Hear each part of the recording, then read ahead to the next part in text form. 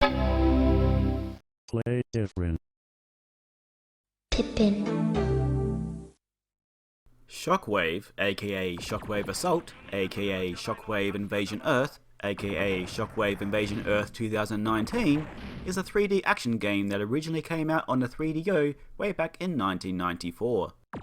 It was then ported and packed together with its expansion Operation Jumpgate to Windows, Mac, PlayStation, Saturn, and of course, the Apple Bandai Pippin, otherwise I wouldn't be making this video. If you're familiar with the Pippin, you probably correctly guessed that this port is basically the Mac version, but with a few changes to help it fit the console nature of the device. But what is Shockwave? Why, I'm glad you asked.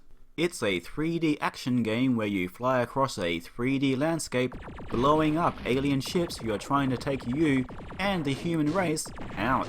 The levels are pretty linear and restrictive and funnel you down a specific path, although the player is free to fly around each area, they just have to look out for the boundaries. Occasionally you'll get simple objectives, such as to destroy all the buildings in the area, or to defend them, or to just blow up all the enemies surrounding you.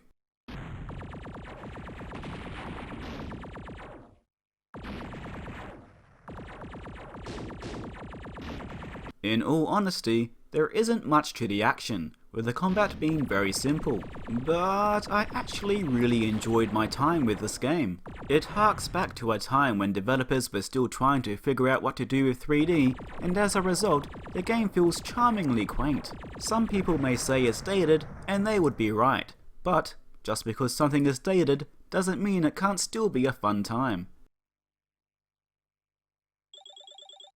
The Pippin version only came out in Japan, but all the menus and text are in English. The full motion video and voice acting, on the other hand, has been dubbed in Japanese.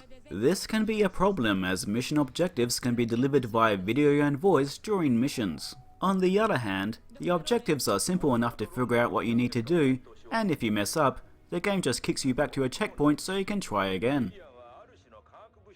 Now, I found the Pippin version to be very playable, but as you can see in the video here, it does not run perfectly. The frame rate isn't perfect and is inconsistent, and there is a fair bit of screen tearing. Like many other Pippin games, there are quality options to make the game run a bit better. For example, you can make the gameplay screen smaller, and you can also make the game draw every other line. But personally, I'd rather not use those options. There is also a high resolution mode which makes the game look quite nice, but it absolutely kills the frame rate. Still, this game does show that the Pippin could push polygons, and if someone made a game specifically for the hardware, I think it could run quite well. I think it's a shame that this didn't get a US release. Sure, it was already pretty old by the time the Pippin hit the West, but it was still a fun game and would have been a solid entry into the launch lineup, unlike most of the other titles. Oh, the Pippin version is also compatible with normal Power Macs, which is a nice bonus, even if you can't redefine the controls. So would I recommend picking this game up? Yes and no. It's one of the better games for the console, sure, but versions for other systems can be obtained much easier and at a fraction of the price, as this one tends to go for around $100. They'll also be entirely in English. And that is Shockwave, a fun if dated 3D action game for the Pippin, which sadly did not get a Western release.